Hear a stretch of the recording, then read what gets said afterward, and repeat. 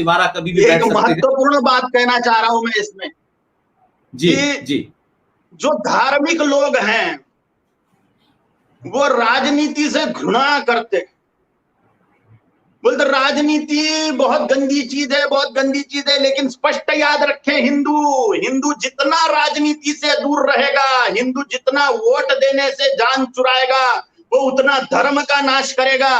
क्योंकि अधर्मी लोग सत्ता में आएंगे अगर कट्टर हिंदूवादी लोग जो हिंदू हित की बात करेगा उसी को वोट नहीं देंगे। तो अगर जो हिंदू हित की बात कर रहा है उसको अगर हिंदू वोट नहीं करेगा तो वो धर्म का नाश करेगा, इसमें कोई संशय नहीं है। अगर कोई चेहरा आपको इन हिंदुओं को दिखता नहीं है कि योग्य नहीं है, तो इनमें से कोई योग्य चेहरे को वो खड़ा करे और वो राजनीति में उतारे। अगर राजनीति नहीं होती थी तो हमें राम मंदिर हाथ में नहीं आता था। हमारे हाथ में राजनीति से ही राम मंदिर हाथ में आया है। बाहर से संतों ने कितने भी आंदोलन किए तो कुछ नहीं हो पाया है। गोवंश हत्याबंदी होंगी तो वो भी राजनीति से ही होगी। काशी विश्वेश्वर मिलेगा वो भी राजनीति से ही मिलेगा। कृष्ण जन्मभूमि मिलेगी वो भी राजनीति से ही मिलेगी। बाहर से काम ये नहीं हो सकता, ना हुआ है ना कभी होगा। राजा करे सो होए, इसलिए कभी प्राचीन समय में ऐसा नहीं हुआ है। प्रजातंत्र हर 5 साल में हमारे हाथ में एक बहुत बड़ा शक्ति आ जाती है वोट देने की, कि हम अपनी इच्छा से राजा को चुने। और हिंदू महामूर्खता करते रहता है। 50% से ज्यादा वोटिंग को नहीं निकलते ये लोग। हिंदू लोग तो स्वयं के धर्म का नाश नहीं कर रहे हैं, इनको महापाप लग रहा है। अधर्मी लोग सत्ता में आते हैं और इसका सारा का सारा खप्पर इन वोट न देने वालों पर फूटता है।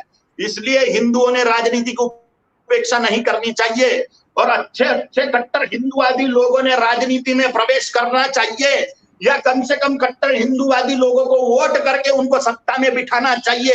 एक ही एजेंडा जो हिंदू हित की बात करेगा वही देश पर राज करेगा। पाकिस्तान मिला कैसे मुसलमानों को? राजनीति से ही मिला। बांग्लादेश मुसलमानों को मिला कैसे?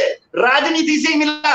ये टुकड़े टुकड़े जो देश के किए गए वो किन्होंने किए? वो राजा लोगों ने ही टुकड़े टुकड़े किए हैं। इसलिए हमारे पास में न भूतो ऐसे मौके आते हैं 70 साल से कि 5 साल में एक बार राजा बनाने का हमें अधिकार प्राप्त होता है। और अगर वो अधिकार के लिए हम बाहर नहीं निकलते, हमारे निठल्लेपन में, हमारे अलसाएपन में, हमारे बेवकूफी में, तो हम धर्म का नाश करते हैं। अगर हम धर्म का नाश कर रहे हैं तो हमारा नाश असंभव होगा। अगर हमें चाहिए कि हमारा नाश न हो तो हम राजनीति से कतई दूर न रहें। भले ही कितनी भी गंदगी हो, गंदगी में जाए बिना गंदगी साफ नहीं हुआ करती। गंदगी से दूर रह के गंदगी साफ होने वाली है क्या? महान लोग जब राजनीति में घुसेंगे, त्यागी लोग जब राजनीति में घुसेंगे, कट्टर हिंदूवादी लोग, कट्टर धार्मिक लोग जब राजनीति में घुसेंगे तो ही धर्म की संस्थापना हो सकती है।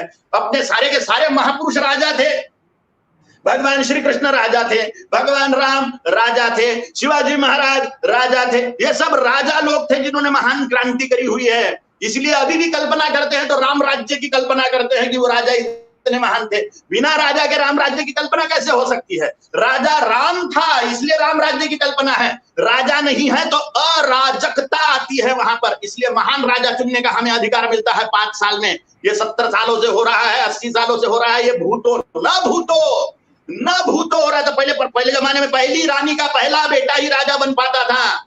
अभी न भूतो ऐसा मौके अपने हाथ में, हम मूर्खतापूर्ण हिंदू लोग उसको गंवाते रहते हैं। ये हिंदुओं को समझना चाहिए। अगर हमें राष्ट्र को, धर्म को बचाना है, हमारे मंदिरों को बचाना है, गौ माता को बचाना है, हमारी बहु बेटियों को बचाना है, तो हमें राजनीति से दूर नहीं रहना चाहिए। हमें कम से कम वोट देने तो जरूर जाना चाहिए और उसको वोट करना चाहिए। जो हिंदू हित की बात करेगा वही देश पर राज करेगा। इसी एजेंडे के तहत हमें वोटिंग करनी चाहिए।